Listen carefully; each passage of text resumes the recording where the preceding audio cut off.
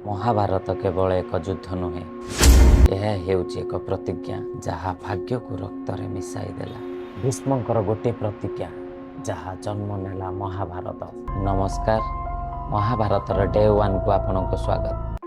ହସ୍ତିନାପୁର ଏକ ସାମ୍ରାଜ୍ୟ ଯାହାର ଭାଗ୍ୟ ଆଜି ପରିବର୍ତ୍ତନ ହେବାକୁ ଯାଉଥିଲା। ରାଜା ଶାନ୍ତନୁ ସତ୍ୟବତୀଙ୍କୁ ବିବାହ କରିବାକୁ ଚାହୁଁଥିଲେ, କିନ୍ତୁ ଏକ ସର୍ତ୍ତରେ ସେମାନଙ୍କ ପୁଅ ହେବ ରାଜା। ଏହା ଶୁଣି ଦେବବ୍ରତ ନେଲେ ଏକ ଭୟଙ୍କର ପ୍ରତିଜ୍ଞା।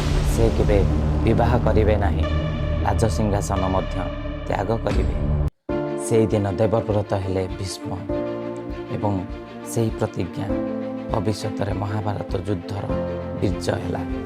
ଗୋଟିଏ ଶପଥ ଯାହା ସାରା ବଂଶକୁ ବର୍ବାଦ କରିଦେଲା। ଡେ 2ରେ ଆପଣ ଗଙ୍ଗାପୁତ୍ର ଭୀଷ୍ମଙ୍କର ପ୍ରକୃତ କାହାଣୀକୁ ମିସ୍ କରନ୍ତୁ ନାହିଁ।